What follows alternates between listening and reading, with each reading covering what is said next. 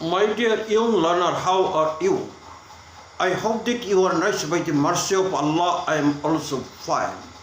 Today I am going to teach you an important topic. It is preposition. Preposition is very important. Without learning preposition, you cannot write a correct sentence. You cannot speak fluently. Preposition খুবই গুরুত্বপূর্ণ. It is why it is necessary. ইহা কেন প্রয়োজন? কারণ preposition ছাড়া তুমি সঠিক বাক্য লিখতে পারবে না. যেখানে প্রিপোজিশন থাকে তোমাকে অবশ্যই ব্যবহার করতে হবে, নাহলে বাক্যের অর্থ প্রকাশ করতে পারবে না. এবং যে কোনো ইন্টারভিউতে, যে কোনো ভর্তি পরীক্ষা, আমাদের এখন এক্সামিনেশনে পরীক্ষা এবং যে কোনো ভর্তি পরীক্ষা, যে কোনো ইন্টারভিউ দিতে চাও, তোমার প্রিপোজিশন ব্যবহার অবশ্যই থাকবে. কিন্তু প্র্যাকটিসের অভাবে আমরা প্রিপোজিশন সঠিকভাবে ব্যবহার করতে পারি না. আজকে আমি তোমাদেরকে সহজ নিয়মে কয়েকটা প্রিপোজিশন নিয়ে আলোচনা করব. আশা করি তোমরা অতি সহজেই বুঝে ফেলবা কীভাবে প্রিপোজিশন মনে রাখতে হয় এবং ব্যবহার করতে হয়. তাহলে উইথ অর্থ কি? দ্বারা. উইথ অর্থ দ্বারা, ইন অর্থ দ্বারা এবং বাই অর্থ দ্বারা. তাহলে কোন সময় কোনটা ব্যবহার করতে হবে? তাহলে উইথ অর্থ দ্বারা যখন যন্ত্র দেওয়া হবে তখন কি আমরা উইথ বসাবো. যে কোনো যন্ত্র, কলম একটা যন্ত্র, এখন যদি একটা লাঠি একটা যন্ত্র, বন্দুক একটা যন্ত্র, এরকম যন্ত্র বোঝাইতে. যেমন আমি চিঠিটি আমি একটি চিঠি লিখলাম. I wrote a letter with a pen. আমি কলম দ্বারা একটি চিঠি লিখলাম. যে এখানে উইথ বসছে. কেন উইথ বসছে? কেন উইথ হইলে কি কলম একটা যন্ত্র, এই যে মার্কার একটা যন্ত্র. তাহলে যন্ত্রের যদি বোঝা, তাহলে আমরা কি বসাবো? বাই না বসে কি বসবো? উইথ বসাবো. আবার ইন অর্থ দ্বারা, ইনটা কোন সময়ে বসে? যেমন আমি কালি দিয়ে ইহা লিখলাম. তাহলে I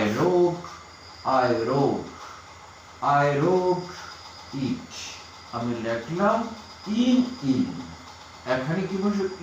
ইন কালি দিয়ে, কালি ধারা. ইন অর্থ কালি, ইন তখন বাই না বসে কি বসাতে হবে? উইথ না বসে কি বসাবো? ইন. তাহলে বাই অর্থ কি বসাবে? বাই অর্থ দ্বারা. যখন ব্যক্তি দ্বারা হবে তখন আমরা কি বসাবো? বাই বসাবো. যেমন a letter was written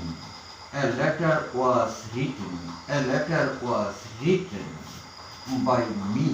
একটি চিঠি আমার দ্বারা লেখা হলো. তাহলে ইহা সাধারণত বাইটা বসে, সাধারণত বেশিরভাগ পেসিভ ভয়েসে, পেসিভ ফর্মে বাই বসাইতে হয়. A letter was written by me. তাহলে মি মানে আমার দ্বারা. তাহলে আমি একজন ব্যক্তি দ্বারা বোঝালে কি বসে? বাই বসবে. যেমন তাহার দ্বারা, করিমের দ্বারা, রহিমের দ্বারা, এরকম যদি ব্যক্তি বোঝা কোনো কাজ সম্পন্ন বা হয়েছিল তখন কি আমরা বাই বসাবো. তাহলে বাই অর্থ কি আরো বোঝায় যে যন্ত্র দ্বারা হইলে কি বসে? যন্ত্র দ্বারা বোঝাইলে আমরা উইথ, আর ব্যক্তি দ্বারা বোঝাইলে কি বসে? বাই. আবার বাই আমরা কি যানবাহনের আগে, যানবাহন যদিও যন্ত্র, তাহলে কি যানবাহনের আগে কি বসে? বাই বসে. যেমন he went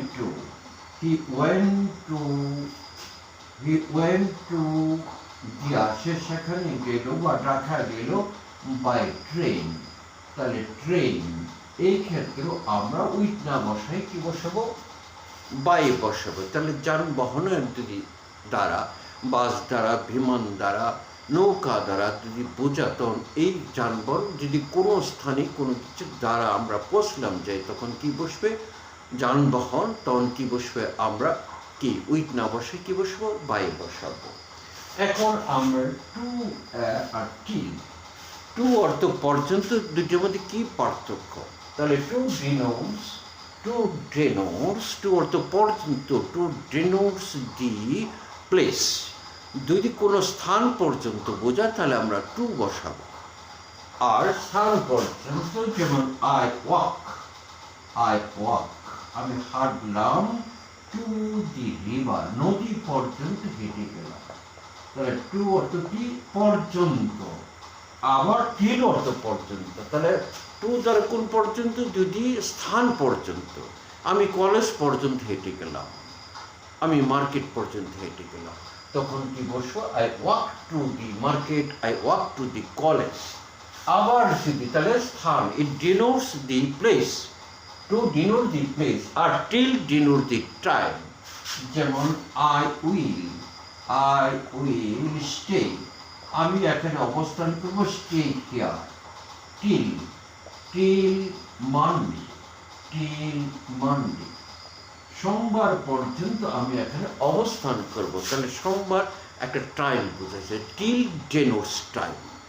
তাহলে টু অর্থ পর্যন্ত, টিল অর্থ পর্যন্ত। তাহলে টু কোন পর্যন্ত? স্থান পর্যন্ত, নদী পর্যন্ত, ঘাট পর্যন্ত, কলেজ পর্যন্ত। আর স্টে অর্থ কি? সময় পর্যন্ত, সোমবার একটা সময় বা আগামীকাল একটা সময়। এই সময় পর্যন্ত যদি বোঝা তাহলে আমরা কি এখানে টিল ব্যবহার করব। আর স্থান পর্যন্ত বুঝাইলে আমরা কি প্রিপোজিশন ব্যবহার করব? টু ব্যবহার করব। তাহলে তোমাদের প্রতিদিনই you have to practice every day. Preposition প্রতিদিনই প্র্যাকটিস করতে হবে। প্র্যাকটিস করতে করতে তোমার কি হবে? সহজ হয়ে যাবে। No more today. Thank you.